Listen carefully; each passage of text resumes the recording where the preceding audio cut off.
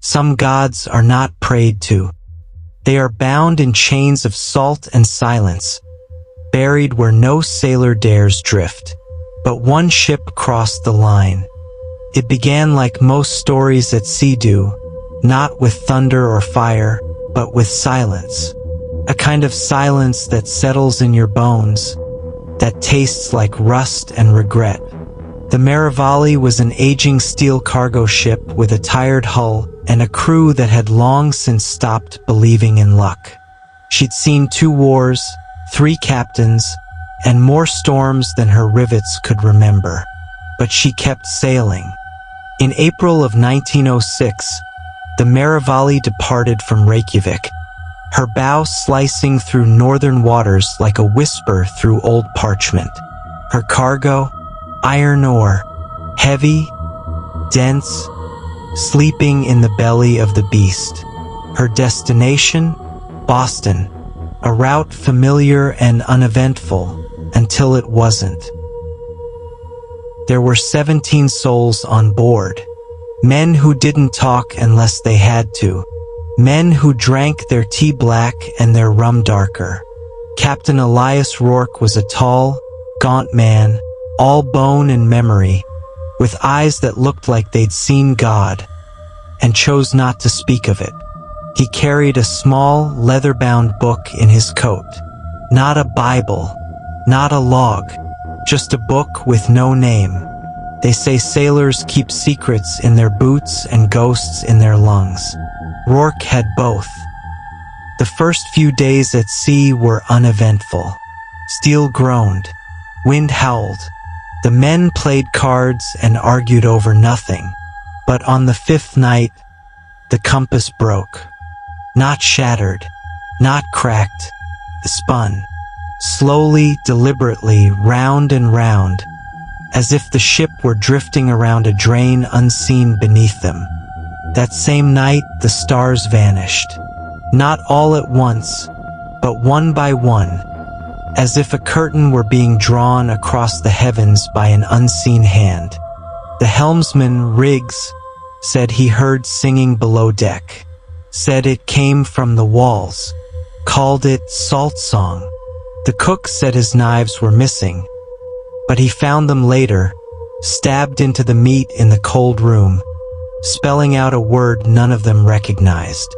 Even the ship's dog, Bishop, a shaggy old hound who'd survived a minefield and 2 sinking ships, began to cry. Not bark, cry. Long, low, whimpering sounds that filled the corridors at night like a child begging not to be alone. Then came the rust. It bled from the walls, thick and red, curling like veins around the rivets and seams. The men tried to scrub it off, came back stronger, faster. It spread like a disease. Below deck, the air changed. The lanterns flickered, not from wind but from something else. Something breathing, something moving just beyond sight, just behind your back. They started locking their cabins at night. Rourke remained calm, distant. He'd seen worse, he said, but when asked what, he would only mutter, "Not worse, just older." And then the humming began, low, rhythmic, like a heartbeat that wasn't theirs. The ship began to creak not like metal, but like a throat clearing. The water in the pipes turned brackish, and every mirror on board cracked. Not shattered, cracked in the center, always the center, like something had been watching from the other side. On the 7th day, they lost the first man, deckhand Thomas Bell, a boy no older than 20, sweet, quiet, always humming to himself. Gone.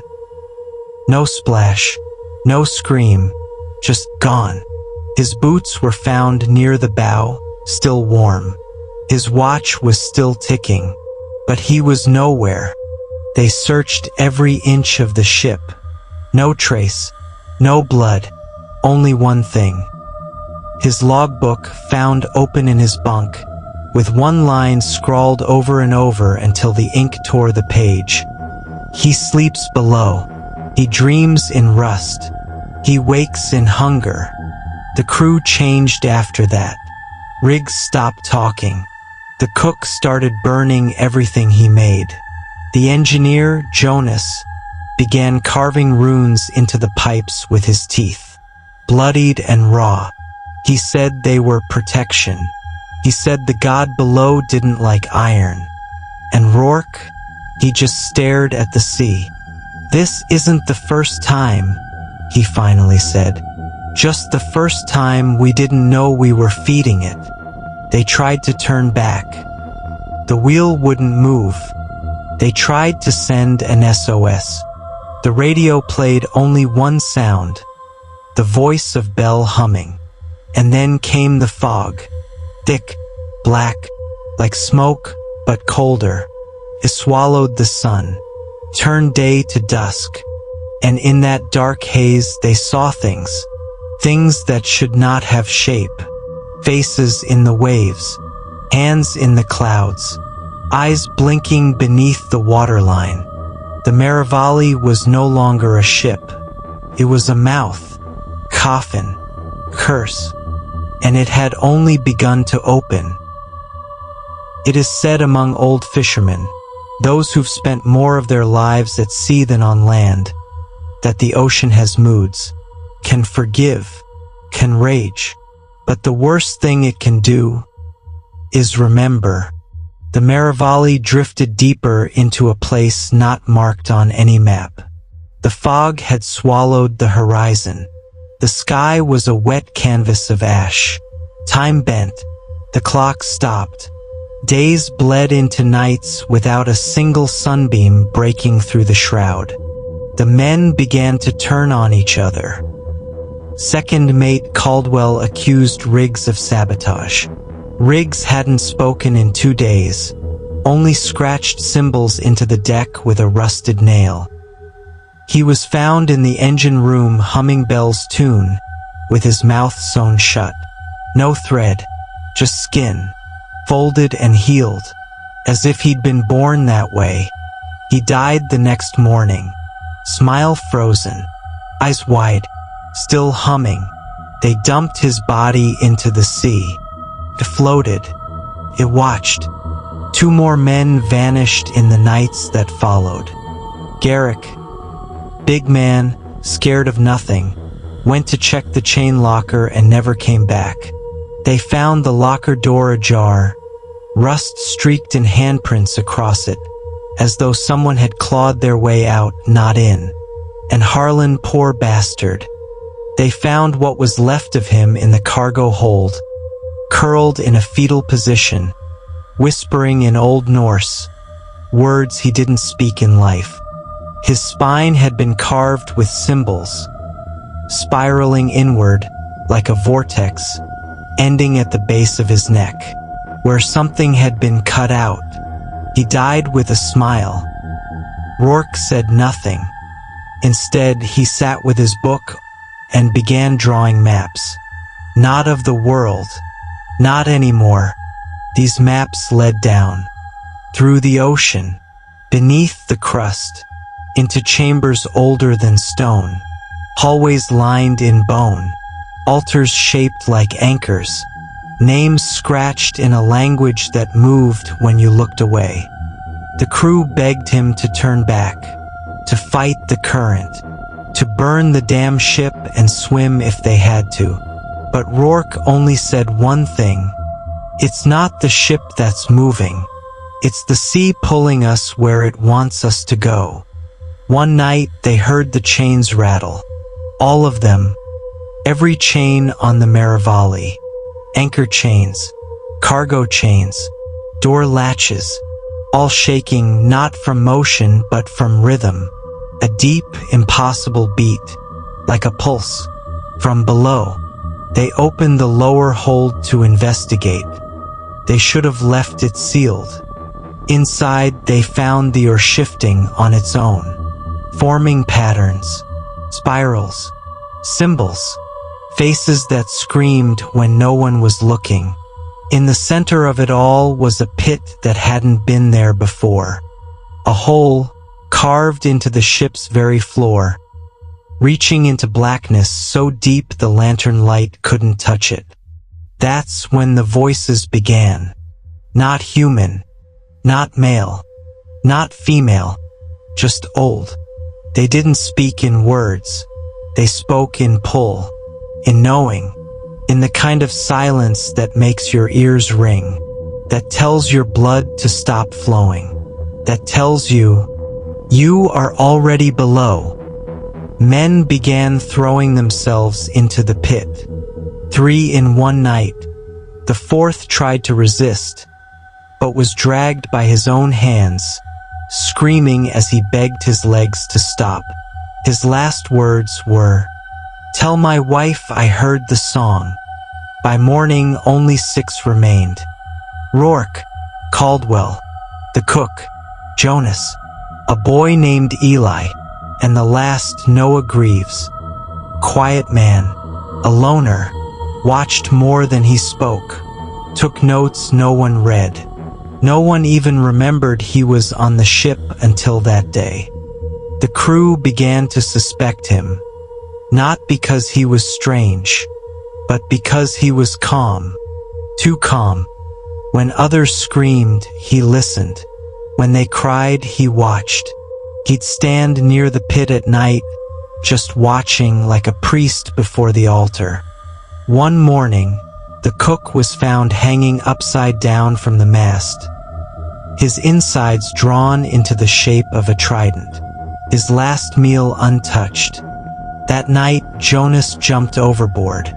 No splash, just silence. And the next morning, Caldwell had vanished. Only Rourke, Eli, and Greaves remained, and Rourke had stopped speaking. He simply drew circles in the blood on the walls, round and round, muttering, "He's awake now, he's awake now, he's awake now." Eli, barely 18, cracked. He tried to stab Greaves in his sleep, screamed, "I saw your shadow split in two. You're not him. You're not him." Greaves didn't fight back. He just wept. Rourke pulled the boy off him and locked Eli in the brig. The next morning, Eli was gone. The brig door wide open, the walls covered in salt. And that's when the sea spoke. Not in voice, but in shape. A hand, vast, pale, barnacled, rose from the waves and brushed the hull. Just once, and then vanished. Rourke walked to the bridge, whispered something into the void, and then stepped off. He didn't fall. He was taken. Noah Greaves was the only one left. And that's where the story ends. Or at least, that's what he told them. Noah Greaves sat across from the officers, his eyes hollow, his face a mask of confusion and sorrow.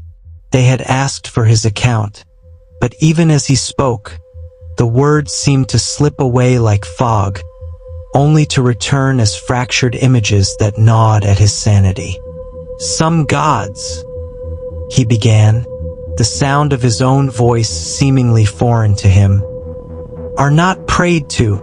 They are bound in chains of salt and silence, buried where no sailor dares drift.